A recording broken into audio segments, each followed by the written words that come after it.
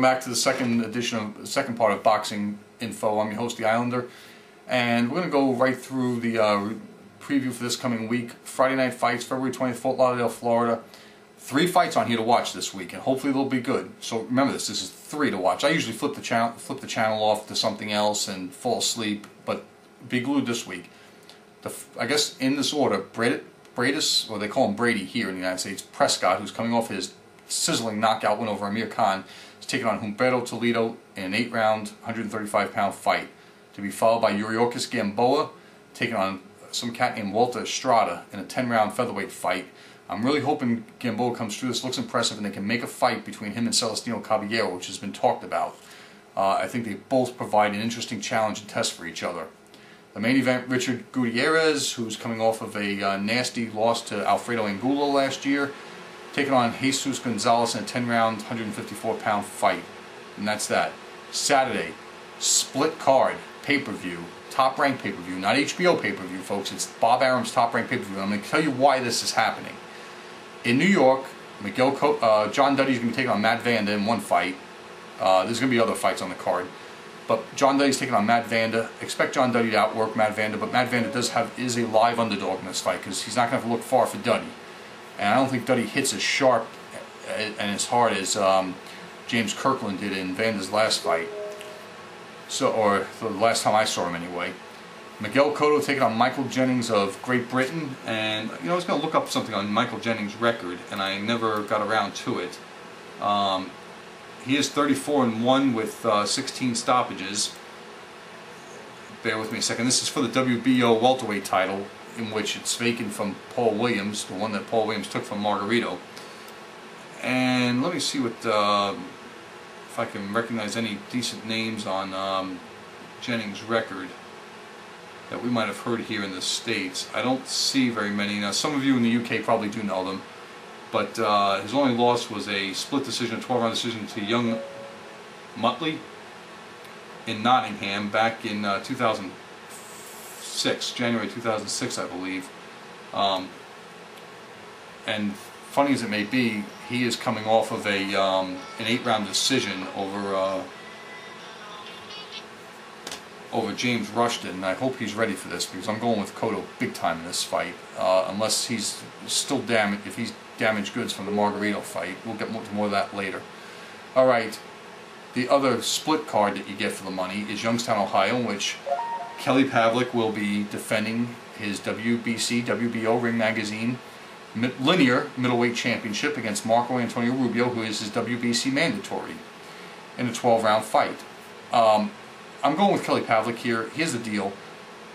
He's already, him and his people already forgot about the Bernard Hopkins debacle. Rubio is his legitimate challenger. I expect him to score a middle to late round stoppage over Rubio. It's gonna be fireworks. They're both gonna get hit, and I believe when it's all said and done, Pavlik's gonna land with more power and get it over with. Now, it wouldn't shock me if Rubio connects and wins. I don't think it'll happen because I think Pavlik uses his height and reach better, but I really do think that middle to late round stoppage. Now, why are these fights on pay-per-view, you're asking? They should be on regular TV. I agree. The reason why Kelly Pavlik has a loss, folks, is because HBO would not approve Marco Antonio Rubio for his fight in October. Something happened that made the Paul Williams fight fall through. The only fight that HBO would accept was the one against Bernard Hopkins. Bob Arum, I've heard him say in interviews before, said he is sorry they took that fight. They knew, I told you it was a bad style fight from the get-go. Bob Arum said he's sorry he took that fight, and he's sorry they went through with it. There's a game being played here, folks, and this ties into the Margarito Mosley thing, and it's between Golden Boy Promotions and Top Rank. Golden Boy thinks they're going to steal market share away from Top Rank, and they're trying anything they can. They tried to steal Manny Pacquiao away a few years ago. They try and steal anything they can. 3 significant fights that have happened over the past 365 days. Okay? Bernard Hopkins against Kelly Pavlik. Golden Boy stole Top Rank's thunder by taking the O off of Kelly Pavlik's record. Oscar De La Hoya versus Manny Pacquiao looked like an easy mark for Oscar De La Hoya. Everybody thought he was going to beat Manny Pacquiao. Got what he freaking deserved. And the whole company got what they deserved in that fight. And then, of course, there's the Mosley-Margarito debacle. Again, I don't know what Mosley's ranking was in the WBA before this fight. Top Rank, and I will say this: the Pavlik people really didn't want the the Hopkins fight, at least not Bob Arum. They jumped at the chance of going against De La Hoya. Nobody will ever turn that down. But the Margarito people never really wanted this Mosley fight. They wanted the Cotto rematch. They wanted, you know, other fights out there, up or down the scale. I know they didn't pursue the Clottey thing, or they couldn't pursue the Clottey thing, or there wasn't enough money for Paul Williams. But their mind really wasn't in this fight, and they didn't want it. And getting back and just continue on with this Margarito thing. Here's the deal. They have this, what do you call it, this hearing a week ago today. And what happened? They revoked his license and Capetillo's license for a year because they found a plaster-like substance in those wraps. What is the substance, you stupid freaking people? What is it? This is a classic case of, it's not plaster. All these people are speculating that it is. HBO, I really hope, gets sued by Top Rank. Bob Arum is not happy about this. And ask yourself this: Bob Arum promotes both Margarito and Cotto. Who makes him more money? I know most of you think Margarito, but it's not true. Cotto sells out Roberto Clemente Coliseum in San Juan, sells out other stadiums in Bayamón, Puerto Rico, sells out Madison Square Garden against Zab Judah, gets 15,000, 17,000 against Mosley at Madison Square Garden. Cotto makes Bob Arum more money. You think if there was really some type of a, you know, dastardly deed being done, Bob Arum would say, well, you know, cast Margarito off, let's resurrect Cotto's reputation. He was wronged. You know, look, all this crap that HBO and ESPN is spewing out, it's all a bunch of bullshit. Because, think about this. You're saying that if he was doing this all along and this wasn't a one-time thing, which I believe it was, and I still don't believe it, I still think it's hardened gauze, I don't think it's plaster. Nobody would have that audacity. You people who think it's plaster, especially you Cotto worshippers, I had my left arm in a cast when I was younger. When they put that cast on, which was plaster of Paris, it was soaking wet, and I had to hold my arm in a position with the doctors as they held these pads on there to form it, all around my hand and my wrist and my arm. And guess what? It hardened on its own. It wasn't dry material that was activated by sweat and then hardened. This was hard already.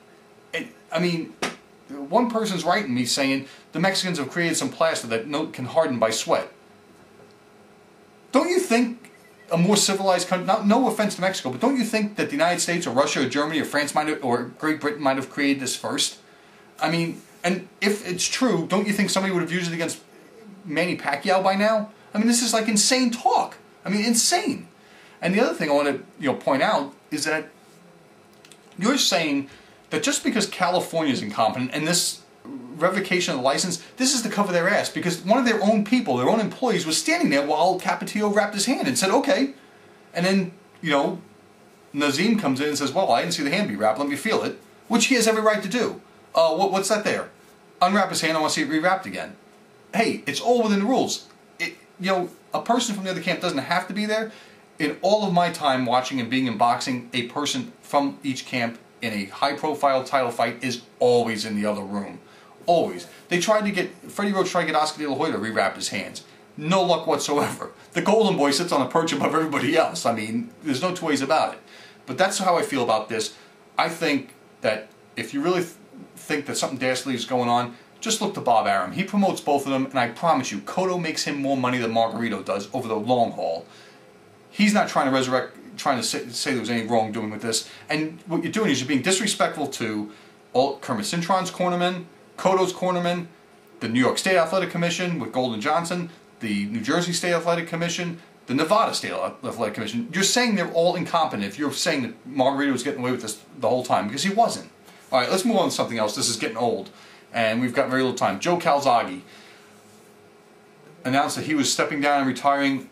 Listen, all the best to you. You have served us so well, and I cannot thank you enough for the entertainment, even if I had some skeptical things to say in the past. To the people of the UK, be very proud. One thing I want to say before these people fly off the handle, because I've already heard people write and say that he's the greatest fighter to ever come out of Great Britain. Listen, folks, he's not the greatest fighter to ever even come out of his own country. And if you don't believe me, look up Jimmy Wilde, W-I-L-D-E, the first flyweight champion of the world. No fighter has ever come out of Great Britain that's better than that guy. including Joe Calzaghe. And no disrespect to him, I think he's one of the best fighters of this generation, and really appreciate everything he's done and everything we've seen from him, especially coming to the United States for his last 2 fights so we could see him here. It was fantastic. That's going to do it for this show this week, and stay tuned for the results and more news. Thanks, everybody.